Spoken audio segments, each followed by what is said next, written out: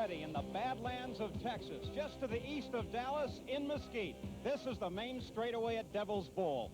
This is grassroots Americana racing. The sprint car is indigenous to the United States. It can trace its line all the way back to Barney Oldfield. The men that are really top in this sport are skilled artisans. Here's one of them right now, Sammy Swindell. The most wins on this track. Now, does that give you a benefit, Sammy? Well, I think so. You know, we've run here for quite a few years, and I've been quick here all the time, so we got a pretty good spot here in the second row, so I think we'll be in real good shape. Track's not too hard and slick. You can win her. Well, it's a little hard. It's the only thing is going to be the lap traffic is going to give us a little problem, but we'll be okay. That's one of the men that you definitely have to beat if you're racing in the World of Outlaws. Another, the reigning World of Outlaw champion, is Steve Kinzer. Now, Steve has had his problems with this track, but lately, Steve, it seems like it's going better for you. Well, our last 5 times down here, we've come off with about 3 wins, so we used to have a lot of problems with this, but I think we're on today, and we're going to give it one hell of a try. The fact that you are the champion, does that give you a bit of an advantage? Well, what gives me the advantage right at the present is they got me on the front row, and anytime you start on the front row of a World of Outlaw race with all the competition the way it is, it gives you a little bit of an advantage, but we just hope I don't get caught in no lap traffic and everything goes smooth. We do wish you well today. Now, there's another unique combination here, one of youth and experience. Here's Johnny Rutherford. Thank you, Paul. I'm here with Bobby Davis, Jr. from Memphis, Tennessee, and he reminds me a great deal of myself when I started this business 25 years ago. You know, with all of the different ways to get into racing and the different types of racing to do, why did you pick sprint cars? Well, at the start of all, my dad owned a lot of sprint cars, and I raced go-karts for a while. And we went racing with Sammy Swindell for a while, and I just felt like going to sprint car racing. Well, you know, when I started this business, like I say, 25 years ago, the aspirations were to go. I mean, the thought we had was to go to Indianapolis to race in the Big 500. What are your goals? Well, I'd like to go to Indy. I prefer the NASCARs, I believe, you know, for the safetiness. I believe that's where I'd like to go. You'd rather run NASCAR? I believe so. Just because you think they're a little safer. You like this cage around you. Yeah. Yeah, I like the cage. Well, you know, this type of racing has progressed a great deal since I started that many years ago. And, of course, with all of these safety features, the cage, it makes it safer. You've even got power steering today. And, of course, the tires are incredible. The tires on the front of your car are about as wide as what I used to have on the back of my car. Yeah, I remember you telling me that, and they have got a lot wider for more forward bite. And if we want side bite or so, we put a narrow tire on, and we mainly run the wide ones. How does the wing affect you? The wing makes the car a lot stabler. Like it helps on the forward bite and on the side bite. And just like going down the straightaway, you know, you feel a lot more secure with one than you do without. I would think so.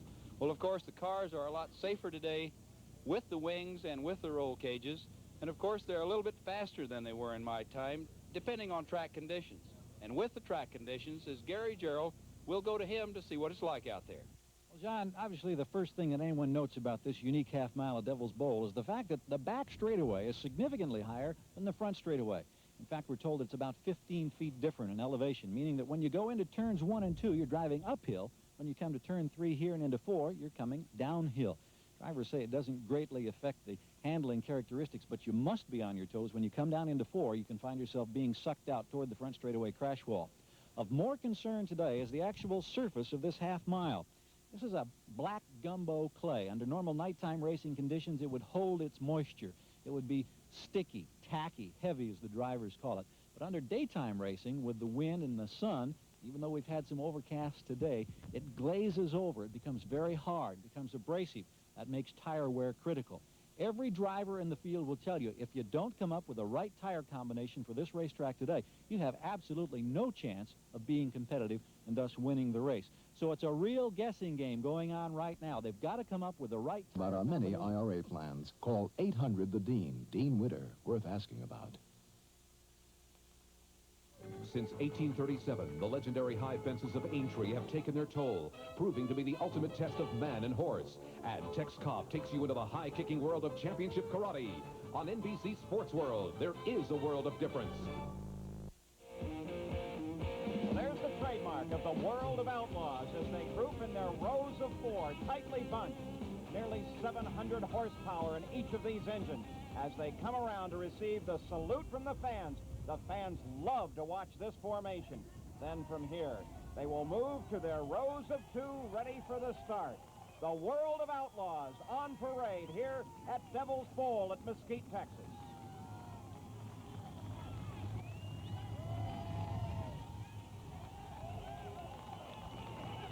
Each of the drivers ready now, contemplating what they will do on the start. The start, so important. And they move to the rows of two now. So let's take a look at the lineup for this run at Devil's Bowl. On the front row, in number 7, the inside, Tim Green. Alongside the outside of the front row, number 11, Steve Kinzer, the World of Outlaw reigning champion. The second row, number 18, Bobby Davis Jr. on the inside, and number 1, Sammy Swindell on the outside. The third row, 1A, Bobby Allen to the inside, 5W, Randy Wolf on the outside. The fourth row, 1N, Doug Wolfgang, and 80, Jeff Swindell. The fifth row, 10N, Terry Gray, and 81, Lee Osborne. The sixth row, Bill Bailey and Rick Burkle. The seventh row, Mike Peters, Norman Martin. The eighth row, Jimmy Sills and Gary Bell. The ninth row, Brad Doty and Greg Woolley. The 10th row, Ricky Allen and Randy Boldrini. The 11th row, Mike Collier and Ronnie Schumann. And the last row, T.J. Giddings and Steve Perry. The Outlaws are ready to run. There comes the front row, Tim Green and Steve Kinzer, as we're ready for a start here. Already, Beryl Christian has told them they'll come to a start this time. The pace picks up. The green flag flies. Kinzer throws it high. Tim Green jumps into the lead, and we are racing here at Devil's Bowl. Boy, it's amazing to watch them push down into this first turn. The cars are all feeling their way around, trying to keep from bumping into one another. Ronnie Schumann, 21X, from the back begins to charge up through the pack. We had a car spin out. Car number 65 has spun onto the back stretch. So already the yellow flag flies at Devil's Bowl on this, the first lap, as number 65, Mike Peters, waits for the push truck to come alongside, and the front of the field will form up with Tim Green in front. Here is the start of the race as we look at it again. So important. Yes, it is, Paul. You know, this is the point where you can bump into somebody and get into serious trouble, so everyone is really squeezed up, looking for a spot, trying to make a move, but not do it too much because you might get in trouble. Tim Green got a wonderful shot there for the start, and Bobby Davis was able to follow him on through. But Bobby Davis Jr. gets a little anxious here, Paul, and runs into the back of Sammy Swindell. So a yellow flag right on the first lap with Tim Green out in front. There you see Swindell, and Bobby Davis comes right up behind him, just gently taps him. No problem with that. They're lined up once again. There's Tim Green on the inside, Steve Kinzer on the outside as they take their formation, ready for a restart here at the Devil's Bowl. Problem on the first lap. The green flag out again, and we are back to racing. This time, Kinzer throws it way high. Green down low, and Green jumps into the lead again. Yes, Paul, but Steve Kinzer is in hot pursuit, and he has the car set up right behind him, so this will be one heck of a race. Kinzer getting a much better start this time. Back at the back of the field, 21X, Ronnie Schumann moving up through, as is number 75, Brad Doty, as they thread their way through this pack, trying to move toward the front. Most of the drivers, Paul, can see that if you aren't in the top 3 rows when this race started, you wouldn't be a factor. Doty and Schumann are going to try to prove them wrong. Here is Tim Green, still in pursuit is Kinzer. Kinzer tries it low as Green comes high. Last lap, Kinzer decided the high route was better. And coming up close and closing now in third place is Doug Wolfgang. Yes, and Steve Kinzer has gone into the lead now, Paul. He got a real hold of something down there on the bottom of the racetrack. Just shot him past Tim Green. We're still watching Brad Doty and Ronnie Schumann as they thread their way up through that pack, really making progress now. Paul, when you have to start in the back like they did, it's doubly tough to have to move through the field, but it's very interesting for the fans to get to watch them. Back at the front once again, the yellow number 11 of Steve Kinzer leading Tim Green. That red machine, second place. And back there in the pack, as we continue to watch those men try to charge, they have to gamble on the race setup to try to find a little advantage because they have so far to go. Kinzer, Green, Wolfgang, all up front, setting a furious pace on this tight half-mile track. Number 1, Swindell down low, but Bobby Davis in number 18 comes around, moves into 4th place. Swindell back to 5th. The leaders once again. Here comes Davis through, and now in pursuit of Davis is number 63, Rick Burkle. There we have your leader, Kinzer. He's stretching out quite a lead now, so he must be pretty comfortable out there. Most of the drivers still uncertain which line to take, the high or the low line. Here is the battle for 5th place. Number 1, Swindell, Rick Ferkel, and number 63, as they fight their way around, using the high line. You saw a bit of smoke off Ferkel's tire, indicating that it's wearing a little bit early. There, a big pitch given by Steve Kinzer, still out in front. Yes, and he's still running that high line, Paul. It's right up against what we call the cushion, that bank of dirt that he can kind of lean the right rear against.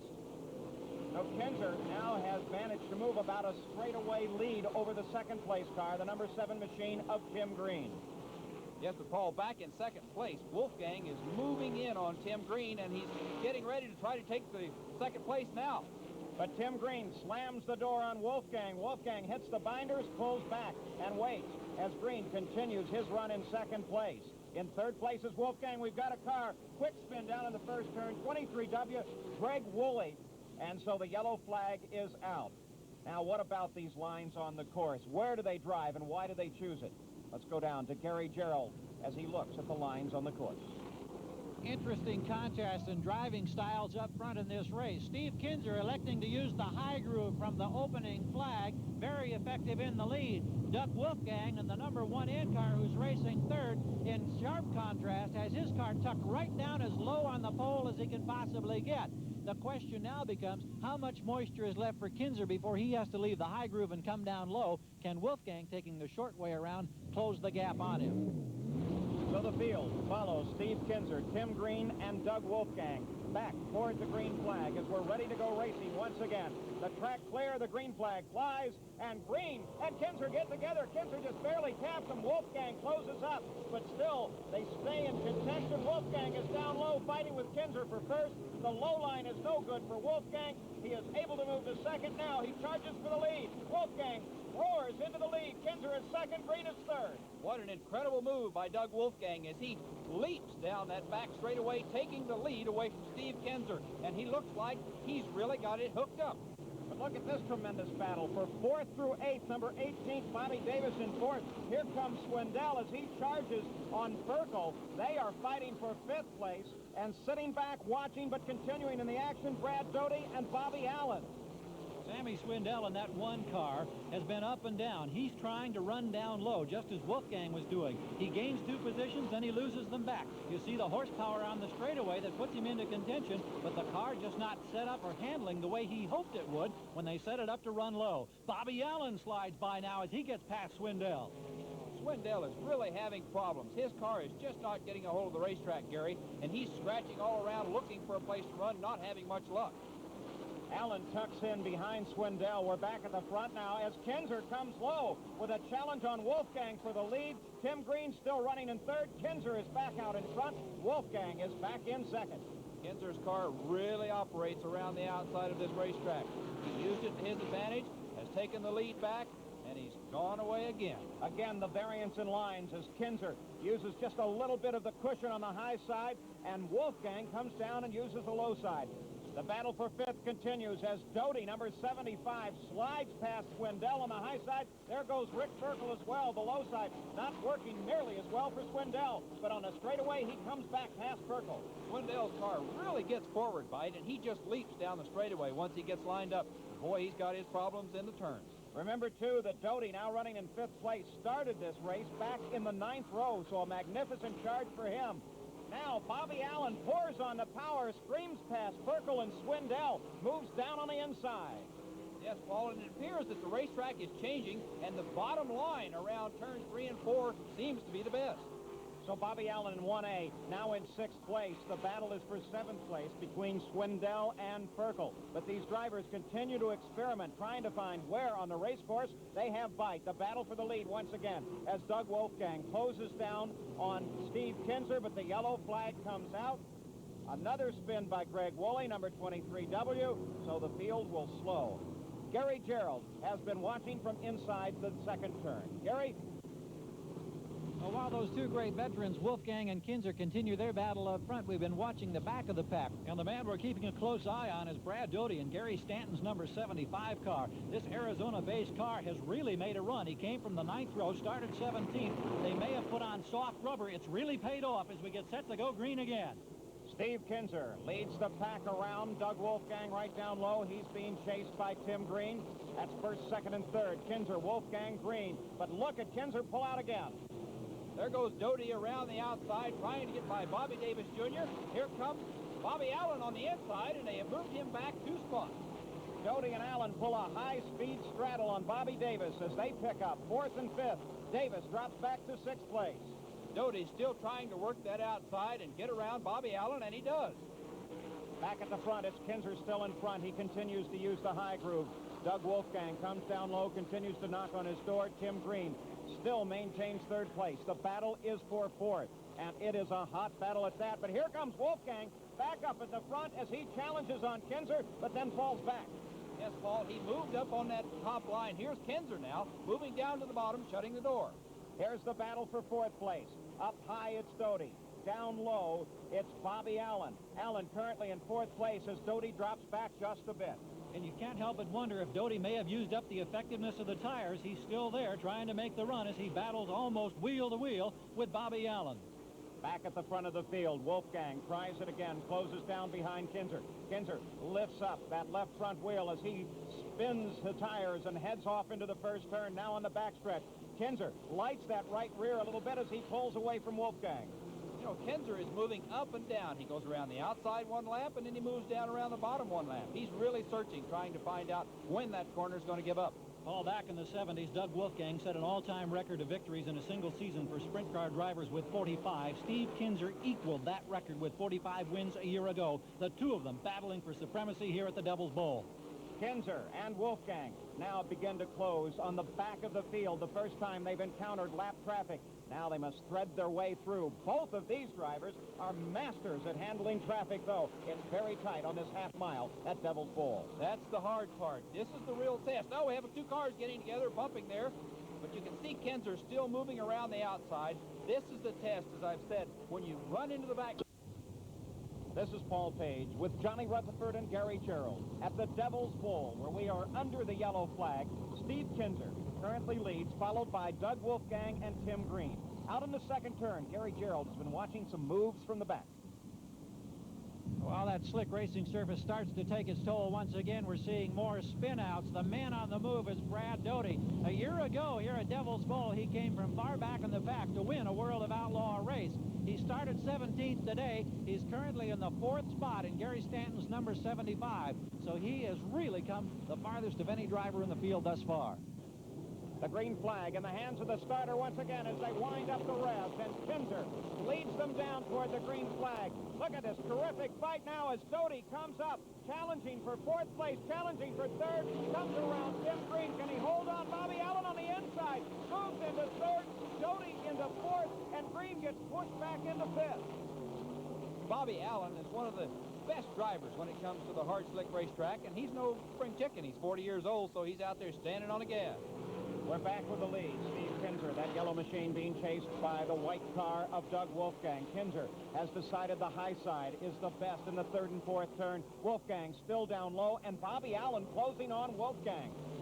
Steve Kinzer and Doug Wolfgang are still out front and going for it. You know, I think with the overcast today, the racetrack has stayed a little better, and the tire wear is not what they thought it would be. Here comes Kinzer and Wolfgang. Bobby Allen now up into 3rd place. And Kinzer and Wolfgang both try the low side of the 3rd and 4th turn, but here comes Kinzer up on the high side. A car spins. It's Jimmy Sills. 71 and the yellow flag is out once again. While they get Sills off of the racetrack, it is still Kinzer in the lead, Wolfgang 2nd. Allen is now 3rd as a result of that burst as he moves up in the field. So they get Sills going now. And as Kinzer brings the field around, there is little question that he has a decided advantage here on this track. What could that advantage be? Well, Gary Gerald has one possibility. It's a new development on the Kinzer car. Here's Gary. Steve Kinzer, of course, is a 4-time World of Outlaw champion, but in an effort to make sure that success continues to come his way, Carl Kinzer, who prepares his race car, has come up with a new wrinkle to increase the effectiveness for Steve here in the cockpit. It relates to the large overhead wing that you're now familiar with. They've been on these cars for years. He has devised a system that can enable Steve to actually move this wing as much as a foot, forward or backward, during the course of a race. tied to a hydraulic line that comes down. It's activated off the power steering unit. Here in the cockpit, Steve, by virtually pushing this lever forward or moving it back, can change the position of the wing. And this drastically can change the handling characteristics of the race car, so that as track conditions change and as the fuel load lessens, he can move this wing back, get more downforce on the rear of the car, and quickly accelerate off the corners. It's just a little edge that they're looking for to ensure the fact that he can continue to be a winner. Now, because it's very loud to activate it, we're going to ask Steve now to fire up the engine. You'll have an opportunity to see just how much this wing can travel. And remember, he can do this during the course of a race on a very tight, very fast half-mile track.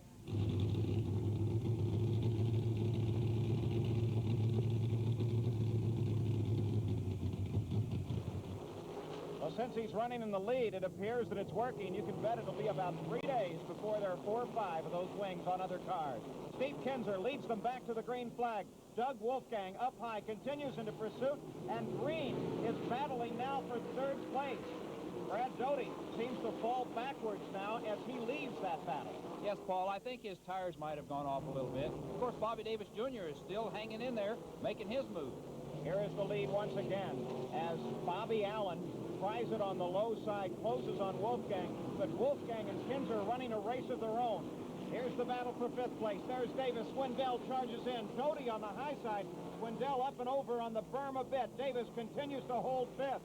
That's Swindell right behind him as they chase Green down the straightaway. Paul, Swindell's car is a rocket ship down the straightaways, but he's really got his hands full around the corners. So Davis has 5th place. That's Swindell challenging. Swindell continues to use the low side. Watching 1st, 2nd, 3rd, and 4th come through the line. Kinzer still out in front. It is still Wolfgang in pursuit. Kinzer is able to go wherever he wants to. He can run high or low, so I think he's got this thing pretty well figured out. Here's that continuing battle for 5th place. Bobby Davis now leading Swindell. Davis in the low groove, coming in the 3rd and 4th turn. Swindell has been using the low groove all around. Back to the front. There's Kinzer. Still up high, still throwing the car all over the race course. Showing us why he has won 4 World of Outlaw championships in their 6-year existence. The defending champion, the all-time winner in the World of Outlaw ranks, doggedly being pursued by Doug Wolfgang, a pair of veterans, but Kinzer has things in command on this half-mile outside of Dallas, Texas.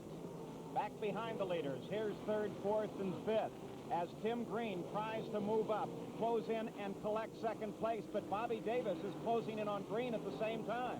Yes, they're closing up. Everybody's having to move down to the bottom of the racetrack in turn 3 and 4, so it kind of evens things up a little bit, Paul. Back at the front, there's Steve Kinzer, number 11, that movable wing working for him. He's down low once again. Doug Wolfgang following him through. They are well out in front of the 3rd place machine. Here's that battle for 3rd place. It's Allen, Green, and Davis as they've closed in and are fighting for 3rd.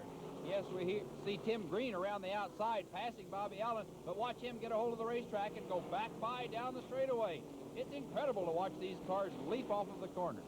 Green and Allen in a drag race as Steve Kinzer sees the white flag with 1 more lap to go. Closing on slower traffic once again as he pitches himself back and forth on the backstretch now. Wolfgang in pursuit. The lead belongs to Kinzer. Can Wolfgang close the last turn, the last straightaway? There's the checkered flag. Kinzer wins it. Now watch the battle for 3rd place. There comes Allen and Green and Davis side by side. A photo finish for those two.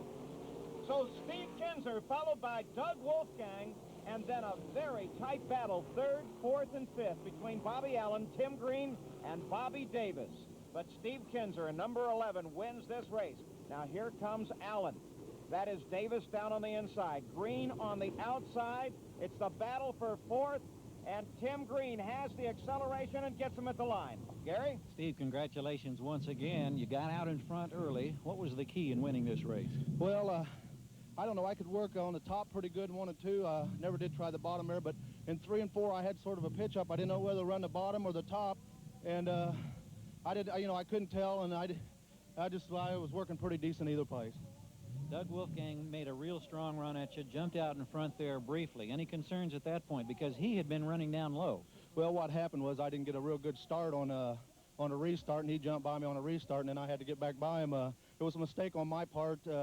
I took off on the bottom and hadn't been down there all day, and didn't just really know what to expect, and almost cost me the race.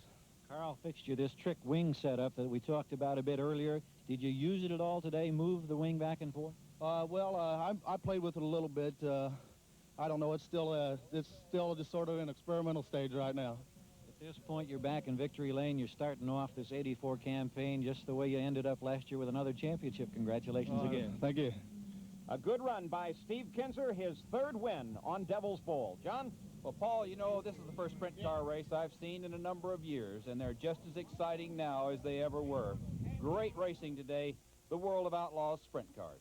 Well, the order of finish is official now. Kinzer wins it, Doug Wolfgang in second, Bobby Allen third, and after that tremendous fight in the photo finish, Tim Green in fourth, Bobby Davis in fifth.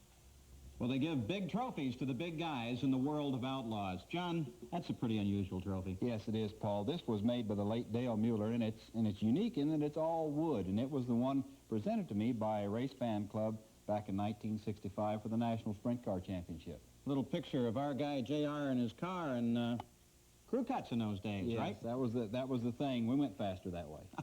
They go pretty fast in the World of Outlaws today, and some nice close racing.